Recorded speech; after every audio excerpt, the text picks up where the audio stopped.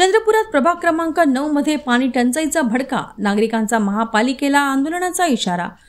चंद्रपूर शहर महानगरपालिकेच्या नगीना बाग क्रमांक 9 अंतर्गत येणाऱ्या चोरखिडकी, धम्मकीर्ती, पंचमंडळ, चौरे सवारी बंगला, चोखमेळा, मुलींचे वसतिगृह आणि परिसरातील नागरिक गेल्या अनेक वर्षांपासून पिण्याच्या पाण्याच्या तीव्र टंचाईला सामोरे जात आहेत।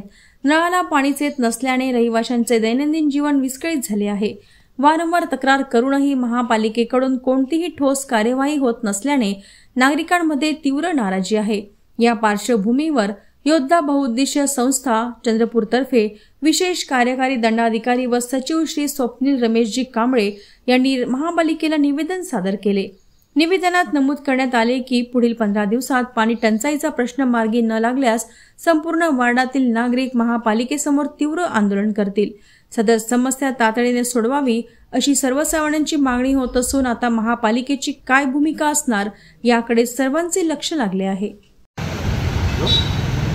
मी स्वप्नील रमेश कांबळे, नगीना बाग प्रभाग क्रमांक 9 येथील पाण्याची समस्या घेऊन आम्ही सर्व नागरिक आम्ही इथं आलेलो।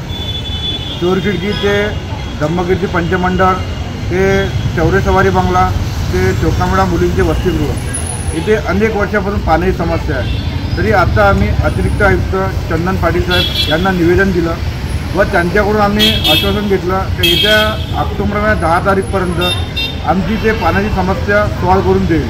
अगर त्यांनी पाण्याची समस्या सॉल्व नाही केली तर मी महानगरपालिकेत येत्या 15 ते 20 दिवसात तीव्र आंदोलनाचा इशारा देतो। धन्यवाद।